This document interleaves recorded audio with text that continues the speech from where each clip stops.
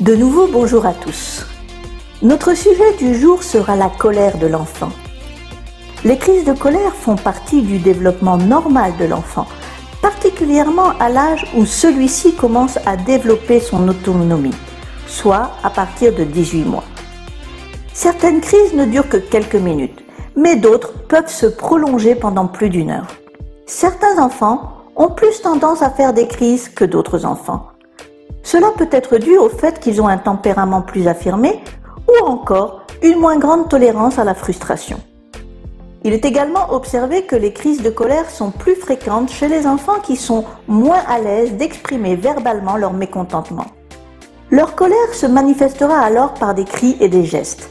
L'enfant a du mal à identifier ses émotions et, pour évacuer sa frustration et son impuissance, sa colère éclate.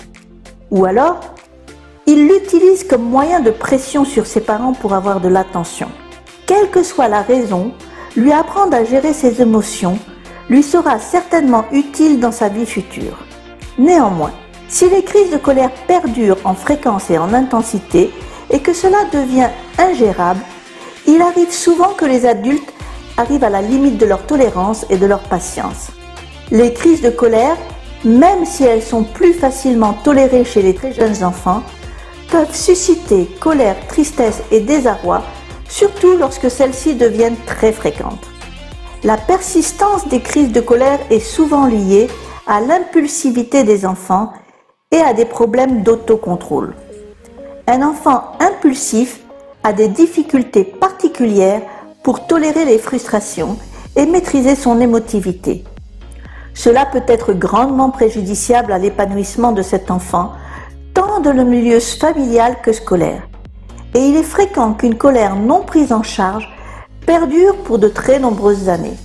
De plus, les adultes coléreux et même violents sont souvent des enfants dont la colère n'a pas été prise en compte. Dans ce cas, l'hypnose peut grandement aider votre enfant avec des outils simples et ludiques à identifier là où les raisons de sa colère et la manière ou les manières de la gérer, et en quelques séances, tout rentrera dans l'ordre pour le plus grand bien de l'enfant et de sa famille. Si vous êtes concerné, n'hésitez pas à nous contacter pour avoir plus d'informations sur ce sujet et pour en savoir plus, suivez-nous toujours sur nos réseaux sociaux. À très bientôt.